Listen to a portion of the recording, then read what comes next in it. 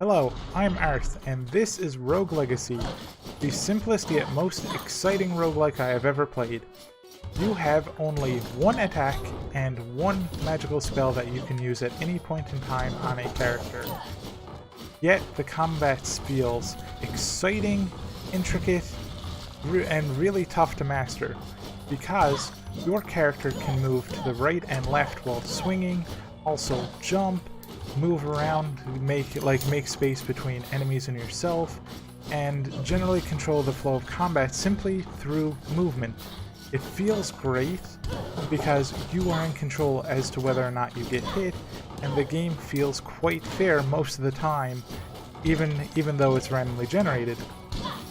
There's also a nice focus on completion instead of going through multiple runs, something like other roguelikes do, where you create builds and play over and over again.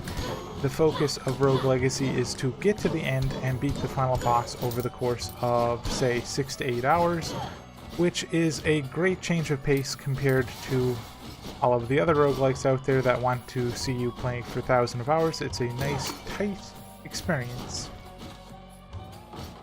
Sorry, I was just looking for the last enemy here. There's also a clear level of progression where every single area sports a tile set plus a level indicator on enemies, so that you can see whether or not you're fighting a little bit above your pay grade and what areas there are. There are a total of 4, and each one has an increasingly high level of enemy, or higher level of enemies and difficulty and enemy types, including like new enemy varieties, all of which are quite fun to fight and quite difficult to get through, so that you will need to interact with one of the other systems in the game that I will show off once I die. There's also a nice balance between 2 different playstyles. As you've noticed, I've probably been just swinging at every single enemy. You can also use spells to defeat your enemy and play spell characters, where you have somewhat Castlevania-esque weapons and spells that you can use, with some really interesting ones. Here's a different area, by the way. You can see these guys are level 35. You can make your way through here, but you are at a bit of a disadvantage. You get more money as well for going through there.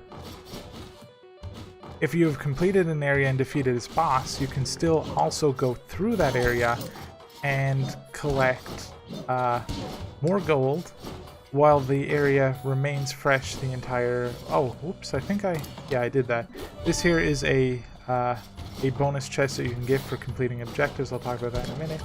But yeah, the areas remain fresh because of rooms like this. You can see this here, it says defeat all enemies, or like mini bosses that are through that give gear and equipment that you can collect after a boss's death. And with the random generation, there are a plethora of those little mini bosses all throughout an area that are still challenging, still hard to complete their objectives, and quite fun. The key... Blah, blah, blah. I already said it keeps it fresh.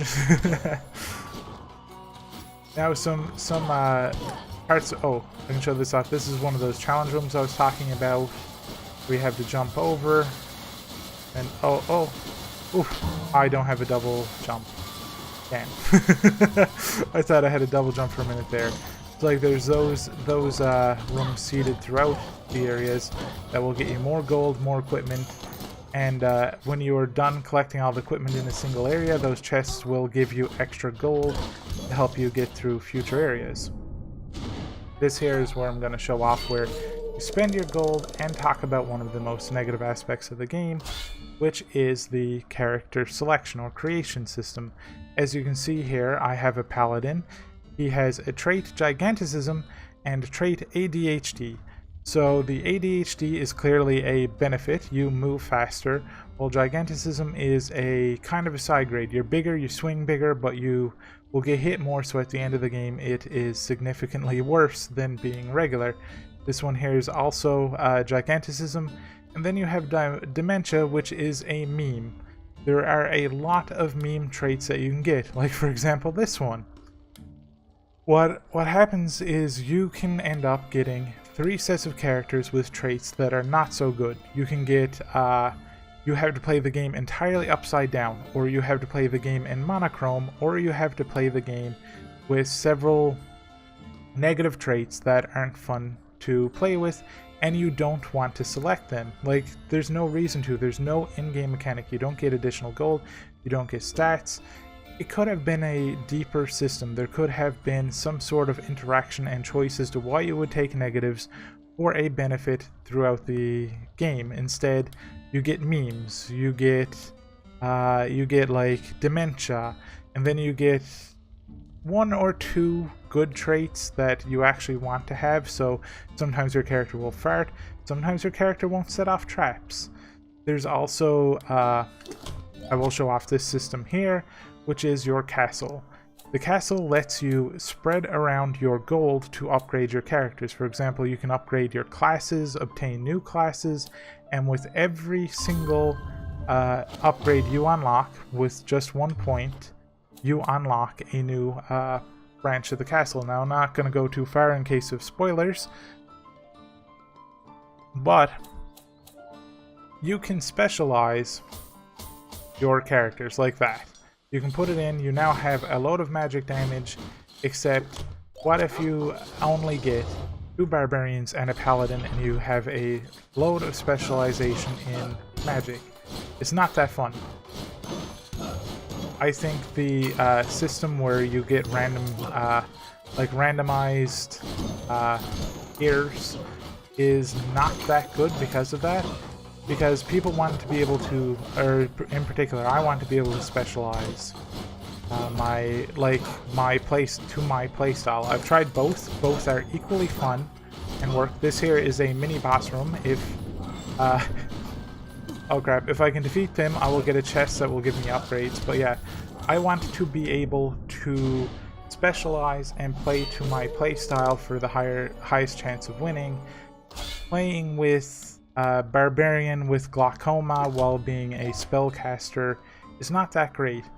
I wish that we could lock in a character and keep that character until we choose to switch to another one, or alternatively have universal stat points that we could attribute to a character.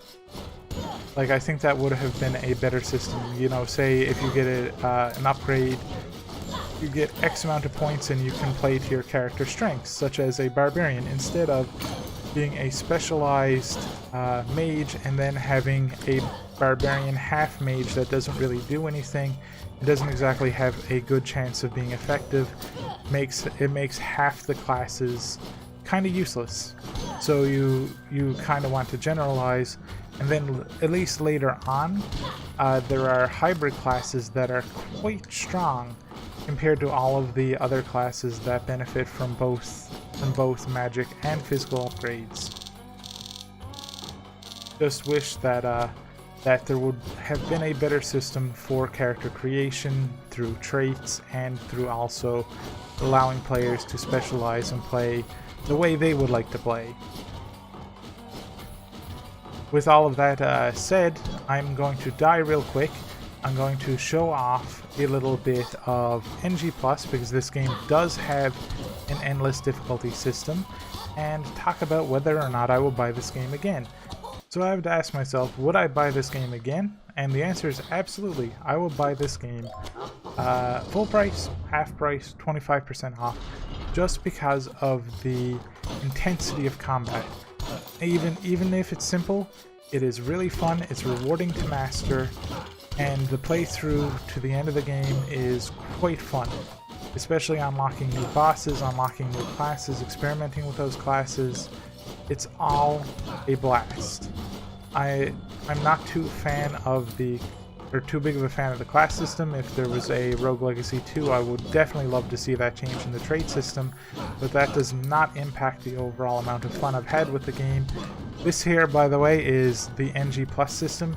You can see that enemies level. Most enemies are replaced with what was once mini-bosses and other content like somewhat unique enemies, and it's kind of fun, but it doesn't evolve past this. It just gets more intense with every new game.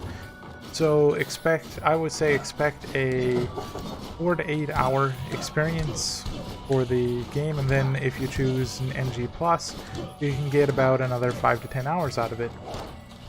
For now, that's all from me. I hope you like this. If you did, please leave me a like. If you didn't, please give me a dislike and let me know why you liked or did not like. If you have friends interested in this game, please let them know about this video. And I will talk to you later. Bye.